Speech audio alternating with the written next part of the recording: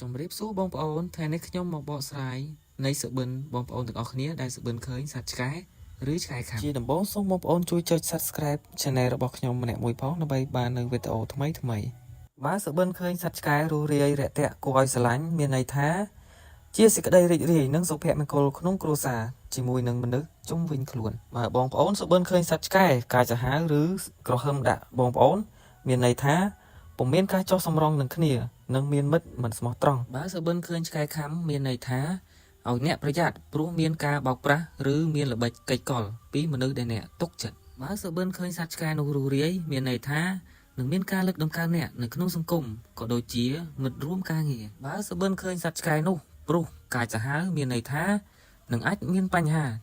នឹងផ្លូវច្បាប់បើសុបិនឃើញឆ្កែខំគ្នាមានន័យថាពិតជាមានអ្នកហៅអ្នកឲ្យធ្វើជាសាក់សីរឿងចំនួនគ្នារវាងមិត្តភ័ក្តិឬបងប្អូនបើសុបិនឃើញឆ្កែធំប្លែកមានន័យថាមិត្តភ័ក្តិជាអ្នកមានឬអ្នកធំចាំជួយអ្នកសុបិនឃើញឆ្កែឆ្កួតមានន័យថា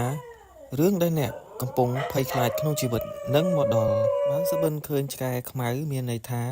ការធ្វើដំណើរក្នុងជីវិតរបស់អ្នកនឹងមានគ្រោះថ្នាក់បើសុបិនឃើញឆ្កែពណ៌សមានន័យថា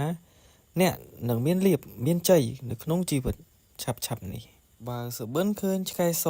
ខំអ្នកមានន័យថាអ្នកនឹងត្រូវខាត់បងអ្វីមួយសូមអរគុណនិងសូមជួយចុច Subscribe Channel ខ្ញុំម្នាក់មួយផងអរគុណ